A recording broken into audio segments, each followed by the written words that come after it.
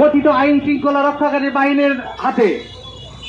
এদেশের ছাত্র সমাজ এই অপশাসনের হাত থেকে, এই দুঃশাসনের হাত থেকে দেশবাসীকে মুক্ত করার জন্য জীবন বাজি রেখে 24 সালের জুন এবং জুলাই মাসে যে প্রাণপণ আন্দোলন, যে আন্দোলনকে বিপ্লবের রূপ দিয়েছিল, সেই বিপ্লব পরবর্তীতে গণ অভ্যুত্থানের রূপ নেওয়ার ফলে ফ্যাসিবাদী স্বৈর শাসনের নেত্রী শেখ হাসিনা, তৎকালীন প্রধানমন্ত্রী শেখ হাসিনা দেশ থেকে পালিয়ে গেছে।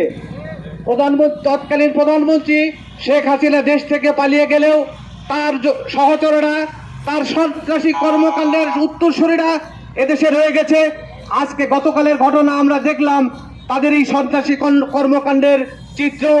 গতকাল গোপালগঞ্জে যে নৃশংস কর্মকাণ্ড ঘটিয়েছে নিষিদ্ধ সংগঠন, আমরা মনে করি এর পিছনে শেখ হাসিনার সময়ের নিয়োগ করা প্রশাসনের কিছু কর্মকর্তা, প্রশাসনের কিছু কর্মচারী, আইন শৃঙ্খলা রক্ষাকারী বাহিনীর পোশাকের আড়ালে লুকিয়ে থাকা ফ্যাসিবাদী আওয়ামী লীগের দোসর, যারা এই ঘটনার সাথে জড়িত রয়েছে।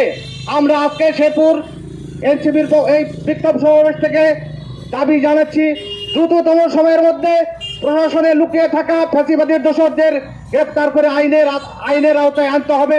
তাদেরকে দৃষ্টান্তমূলক শাস্তির ব্যবস্থা করতে হবে এবং এই নিষিদ্ধ ছাত্র সংগঠন, সন্ত্রাসী ছাত্রলীগ এবং আওয়ামী লীগের কোনো কর্মকাণ্ড বাংলাদেশের মানুষ বরদাস্ত করবে না।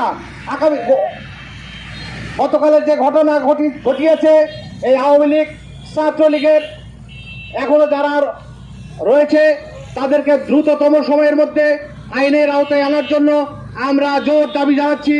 এক্ষেত্রে সরকার যদি ব্যর্থ হয়, তাহলে যে ছাত্র সমাজ রাজপথে নেমেছে, আজকে কেউ মনে করার সুযোগ নাই। আপনারা যদি মনে করেন ছাত্ররা ঘরে ফিরে গেছে, তাহলে ভুল করবেন। এই ছাত্র সমাজ প্রয়োজন আবার রাজপথে নেমে আসবে, আবার একটি বিপ্লবের নেতৃত্ব দেবে এবং পরিবর্তন ঘটিয়েই ছাড়বে ইনশাল্লাহ। আমি আজকের এই বিক্ষোভ সমাবেশে সহযোগিতা করার জন্য, অংশগ্রহণ করার জন্য সকলকে ধন্যবাদ জানিয়ে আজকের এই বিক্ষোভ সমাবেশের কর্মসূচি এখানেই সমাপ্ত ঘোষণা করছি। ধন্যবাদ সবাইকে। আসসালামু আলাইকুম।